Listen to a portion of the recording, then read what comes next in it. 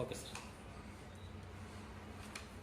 ದಿನಾಂಕ 28/12/2025 ನಮ್ಮ ವಿಜಯಪುರದ ಮಹಿಳಾ ಪೊಲೀಸ್ ಠಾಣೆಗೆ ಬೋರಮ್ಮ ಲೋನಿ ಅನ್ನೋರು ಒಂದು ಕಂಪ್ಲೇಂಟನ್ನು ಕೊಡ್ತಾರೆ. ಅವರ ಮಗಳಾದಂತಹ ಸವಿತಾ ಅನ್ನೋರು 2017ರಲ್ಲಿ ರಾಜಶೇಖರ್ ಶಿರ್ಷಾಡ್ ಅನ್ನೋರ ಜೊತೆಗೆ ಮದುವೆ ಆಗಿರುತ್ತೆ. ಇಬ್ಬರು ಗಂಡು ಮಕ್ಕಳನ್ನು ಕೂಡ ಇದ್ದಾರೆ. ಮದುವೆ ಸಂದರ್ಭದಲ್ಲಿ ಬೆಳ್ಳಿ ಬಂಗಾರ ಆಭರಣಗಳನ್ನ ಕೊಟ್ಟಿದ್ದೀವಿ ಅಂತಂತಲೇ ಹೇಳ್ತಾರೆ. ಮಕ್ಕಳು ಹುಟ್ಟಿದಾದ್ಮೇಲೂ ಕೂಡ ನಾವು ಗಂಡನಿಗೆ ಮತ್ತು ಗಂಡನ ಮನೆಯವ್ರಿಗೂ ಕೂಡ ನಾವು ಬಂಗಾರವನ್ನು ಕೊಟ್ಟಿದ್ದೀವಿ. ಅವರಿಗೆ ಪದೇ ಪದೇ ಮಾನಸಿಕ ಕಿರುಕುಳ ಮತ್ತು ದುಡ್ಡಿನ ವಿಚಾರ ಮತ್ತು ಬಂಗಾರದ ವಿಚಾರದಲ್ಲಿ ಸೊಸೆಗೆ ತೊಂದರೆ ಕೊಡ್ತಾಯಿದ್ರು ಹೇಳಿ ಪದೇ ಪದೇ ಕಿರಿಕಿರಿಗಳು ಮತ್ತು ಜಗಳಗಳ ಆಗಿರುವಂಥ ಹಿನ್ನೆಲೆಯೂ ಕೂಡ ಇತ್ತು ಅಂತ ಹೇಳಿದ್ದಾರೆ.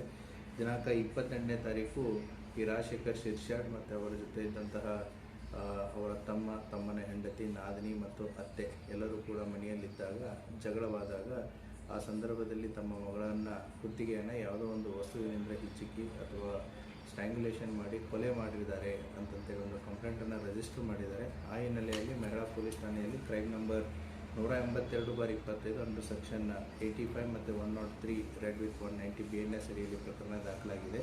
ಈಗಾಗಲೇ ಈ ಪ್ರಕರಣದಲ್ಲಿ ಎರಡನೇ ಆರೋಪಿಯಾದಂತಹ ಅಂದರೆ ಮೈದನನಾದಂಥ ಶರಣಕುಮಾರ್ ಸುಭಾಷ್ ಶಿರ್ಷಾಡ್ ಅನ್ನೋನನ್ನು ಪೊಲೀಸರು ಕಸ್ಟಡಿಗೆ ತಗೊಂಡು ವಿಚಾರಣೆಯನ್ನು ಒಳಪಡಿಸಿದ್ದಾರೆ. ಇನ್ನೂ ಪ್ರಕರಣ ತನಿಖೆಯ ಹಂತದಲ್ಲಿದೆ. ಪೋಸ್ಟ್ ಮಾರ್ಟಮು ಕೂಡ ನಡೀತಾ ಇದೆ. ಸೋಪಾ ಆಫೀಸರ್ಸ್ಗಳು ಕೂಡ ವಿಸಿಟ್ ಮಾಡಿದ್ದಾರೆ. ಆದಷ್ಟು ಬೇಗನೆ ಈ ಪ್ರಕರಣಕ್ಕೆ ಒಂದು ಲಾಜಿಕಲ್ ಎಂಡನ್ನು ಪೊಲೀಸರು ಮಾಡ್ತಾರೆ. ಸರ್, ಆರೋಪಿ ಪತ್ತೆ ಆಗಿರೋದು ಸರ್? Thank you.